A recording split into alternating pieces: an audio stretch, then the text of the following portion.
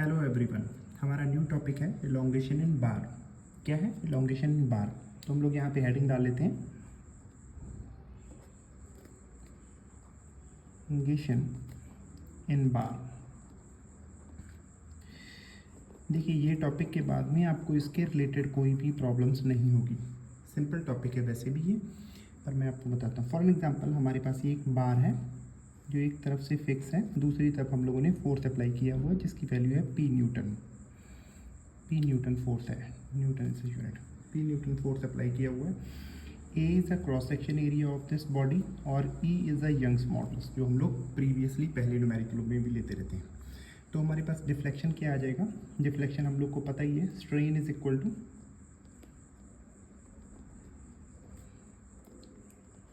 Stress over Young's modulus. तो stress क्या है? Stress is equal to force upon area, P upon area upon E, और strain is equal to delta L upon L. तो delta L is equal to P L upon A E. यहाँ पर ये चीज़ हमारे पास basic है, ये हम लोगों ने स्टडी कर रखी है अभी तक कि अगर फोर्स लगेगा इसके ऊपर तो इसकी लेंथ इंक्रीज होगी इस साइड में। इनिशियल लेंथ इसकी एल थी, इनिशियल लेंथ एल थी, अब इसकी लेंथ हो गई डेल्टा एल बढ़ गई है तो टोटल लेंथ हो गई L plus delta L, total length हो गई। This is the elongation of bar in case अगर एक फोर्स लग रहा है। और इस केस में ये बार कौन सी है? ये प्रिज्मेटिक बार है। प्रिज्मेटिक बार किसको कहते हैं हम लोग? मैटिक bar. Bar which has a constant cross section area, ये यूनिफॉर्म क्रॉस सेक्शन एरिया। तो यहाँ पर आप लिखिए uniform cross section area, section area. Will cover this topic in a minute, तो आपका ज़्यादा टाइम नहीं वेस्ट होगा। तो इलोंगेशन ऑफ बार आ गया। दूसरा, in case of non prismatic bar, अगर नॉन प्रिज्मेटिक बार है, मैटिक बार है, तो सिमिलरली होगा non prismatic bar. For example ये मेरी बार कुछ इस तरह से है,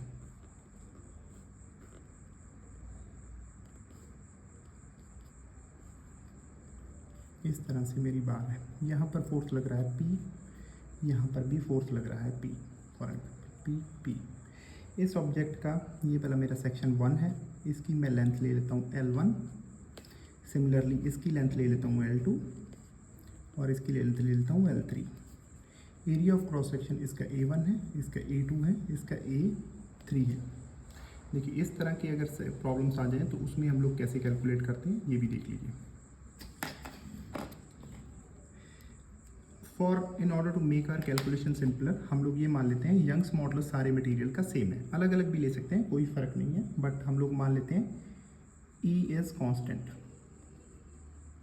सभी केसेस में E कांस्टेंट है। तो हम लोग सबसे पहले क्या करते हैं, पहले वाले सेक्शन को, एक बात याद रख लीजिएगा, जो फोर्थ यहाँ पे लग रहा है, अगर मैं अलग अलग फ्री बॉडी डायग्राम बनाऊँ, इसका अलग बनाऊँ, इसका अलग बनाऊँ, तो सबके लिए जो फोर्स लगेगा वो P लगेगा। इसके लिए, इस सेक्शन के लिए भी P लगेगा, इस सेक्शन के लिए P लगेगा, इस सेक्शन के लिए भी P लगेगा।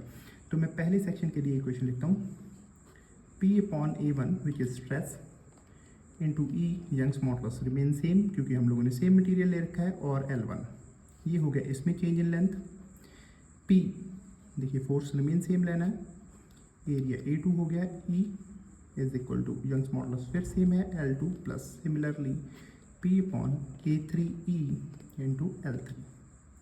ये हमारे पास चेंज इन लेंथ आ गया, चेंज इन लेंथ आ गया। This is total change in length delta L. Delta L क्या है? पूरा change in length. Delta L है पूरा चेंज इन लेंथ। तो ये हमारे पास में आ गया डेल्टा एल पूरा change in length. In this case हम लोग क्या करेंगे आगे, इस सेक्शन में अब देखो P बाई E कॉमन है, तो हमारे पास डेल्टा एल जो है दैट इज इक्वल टू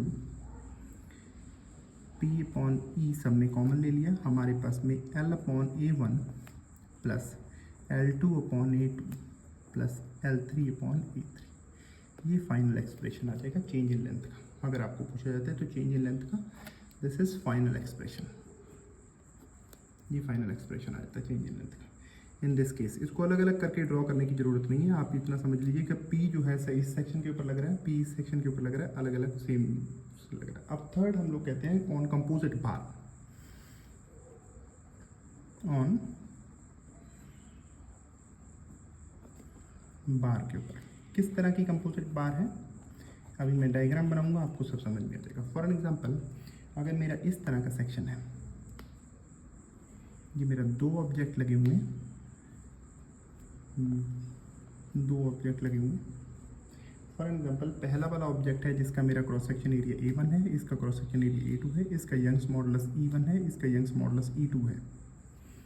इस तरफ से दोनों ही रॉड, दोनों एक प्लेट के साथ बेल्ट है, इस साइड भी, ये साइड भी, ठीक है, वेरी गुड। अब हम लोगों ने यहाँ पे फोर्स लग रहे हैं P फोर्स इस साइड में लग रहा है, हम लोग को इसका एलोंगेशन देखना है, इसका एलोंगेशन देखना है। क्या करना है, एलोंगेशन इन बार इन कंपोजिट सेक्शन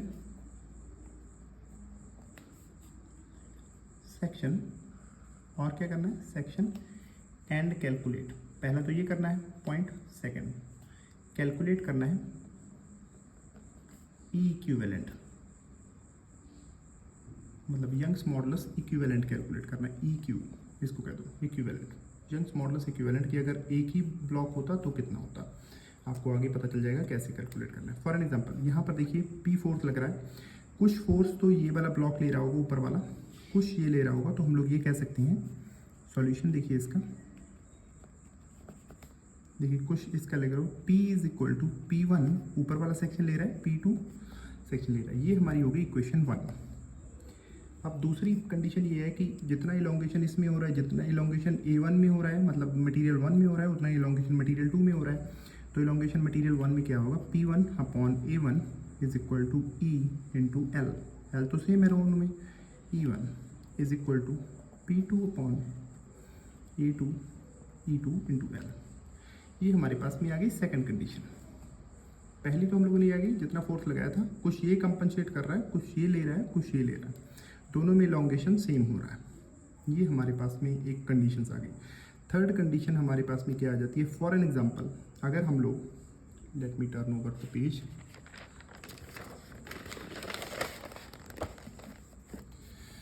ठीक है, थर्ड एग्जांपल, थर्ड हमारे पास में क्या है कि उसी सेक्शन को अगर हम लोग इक्विवेलेंट में बनाया दिया जाए तो क्या होगा। फॉर एग्जांपल, ये सपोज कर लीजिए कि कोई ऐसा है, सेम ब्लॉक है, सेम के बीच में हम लोग उसको इक्विवेलेंट भी कैलकुलेट कभी करने को आ जाता है, गेट एग्जाम में नॉर्मली पूछ लेते हैं वो लोग। ये हमारे पास में दोनों ब्लॉक इस साइड में लगे हुए हैं, यहाँ पर हमारे पास P लोड P लगा हुआ, हम कहते हैं कि वो दो मटेरियल नहीं है, सिंगल ही मटेरियल है।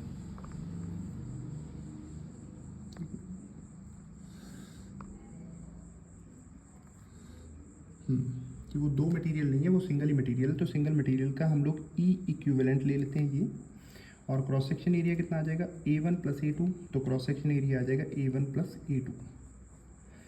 पर एक कंडीशन यहाँ पे देख लीजिएगा, डिफ्लेक्शन जो होगा वो सेम रहेगा। तो डिफ्लेक्शन कितना रहेगा, P upon A1 plus A2 is equal to E equivalent into length, which is equal to, जो हम लोगों ने पहले निकाला था, P1 upon A1 is equal to E1 into L, और P2 upon A2 E2 into L। ये हमारे पास ये कंडीशंस है। तो हम लोगों ने क्या करते हैं, हम लोग सबसे पहले इक्विवेलेंट कैलकुलेट करने की कोशिश करते हैं, बाकी डिफ्लेक्शन तो निकल ही जाएगा। देखिए हम लोग को ये कंडीशन, हम लोगों ने पहली इक्वेशन ये थी, P1 plus P2 is equal to P, पहली कंडीशन ये थी। दूसरी हमारे पास इक्वेशन थी P1 अपॉन A1 E1, जो हम लोगों ने यहाँ पे लिखी हुई है, L is equal to P2 upon E2 into L। यहाँ से हम लोग P2 को P1 के टर्म में लिख देंगे, L दोनों तरफ कैंसिल हो जाएगा, P1 is equal to A1 E2 divided by A1 E1। ये हमारे पास में वैल्यू आ गई P2 की, ये हम लोग पुट कर देंगे इक्वेशन 1 में। Will put this values in equation 1, put this value in equation 1। Equation 1 में इसको पुट कर दो, तो हमारे पास में इक्वेशन 1 में अगर पुट कर दिया जाए तो हमारे पास P1 plus P1 is equal to A2 E2 upon A1 E1 is equal to P। इसमें से दोनों में से P1 कॉमन ले लो, हमारे पास इसको ऊपर ले जाओ, न्यूमरेटर में ले जाओ, A1 E1 विजिबल है, हाँ A1 E1 plus A2 E2 divided by A1 E1 is equal to P। तो हमारे पास फाइनल क्या आ गया, फाइनल ये हम लोग रख देते हैं, फाइनल हमारे पास में आ गया, फाइनल हमारे पास में आ गया, फाइनल हमारे पास में आ गया P1 is equal to A1 E1, very good, A1 E1 into P divided by A1 E1 plus A2 E2, ये हमारे पास में आ गया। ठीक है, अब हमारे पास ये तो इक्वेशन, ये हम लोग को P1 की वैल्यू आ गई P की टर्म में। अब ये वाली इक्वेशन से यहाँ से हम लोग को इक्विवेलेंट निकालना है, हम लोगों ने पता ही है, ये चीज़ को हम लोग आपस में दोनों को रिलेशन जनरेट कर सकते हैं। देखिए P on A1 plus A2 equivalent which is equal to P1 की वैल्यू पुट कर देते हैं, P1 की वैल्यू पुट करेंगे A1 E1 into P cancel, A1 इन P की वैल्यू पुट कर दी इंटू L, नीचे ये पुट किया जाएगा A1 E1। अगर कुछ भी समझ में नहीं आता आप कमेंट में एक बार ज़रूर कीजिए, मुझे लग रहा है कि आपको इसके बाद में समझ में आ जाएगा। ये चीज़ कैंसिल हो जाएगी, दोनों चीज़ें कैंसिल हो गई, L कैंसिल, P कैंसिल। तो यहाँ से E इक्विवेलेंट को ऊपर ले जाओ, इसको इस साइड में ले जाओ, तो E equivalent is equal to A1 E1 plus A2 E2 upon plus A2। तो ये बात याद रख लीजिएगा। तो ये हमारे पास में फाइनल एक्सप्रेशन है। यहाँ पर से अगर नंबर ऑफ स्लैब भी लगा रखे हैं, मैं एक बात बताता हूँ। अब देखिए जर्नल 1 2 3 4 नंबर ऑफ स्लैब भी लगा रखे हैं दोनों के बीच में, जिसका इसका A1 है, इसका E1 है, A2 है, E2 है, A3 है, E3 है, A4 है, E4 है, यहाँ पे प्रेशर P है, यहाँ पे प्रेशर P है। तो हम लोग इसको E इक्विवेलेंट बना सकते हैं ऊपर वाले फॉर्मूले से, summation of I is equal to 1 to लेके n तक कितने नंबर ऑफ टर्म्स लगा रखे हैं, A1 AI over EI divided by summation of I is equal to 1 से लेके n तक which is equal to area I से, ये हम लोगों को निकल जाएगा E इक्विवेलेंट। E इक्विवेलेंट को हम लोग ट्रीट कर सकते हैं, उससे हम लोग डिफ्लेक्शन निकाल सकते हैं। ये हमारे पास फाइनल आ गया। अब हमारे पास में अभी तक हम लोगों ने पढ़ा है डिफ्लेक्शन जो है। अब हमारे पास 2 टॉपिक बचे हुए हैं, उसके सीधे फॉर्मूलेज मैं आपको बताऊंगा। तो एक तो हमारे पास में एक टॉपिक बचा हुआ है, एक हमारे पास टॉपिक बचा हुआ है जो है एलोंगेशन इन द टेपर्ड बार और elongation in the tapered bar having constant thickness. तो यहाँ पे 2 टॉपिक लिख लेते हैं, एलोंगेशन इन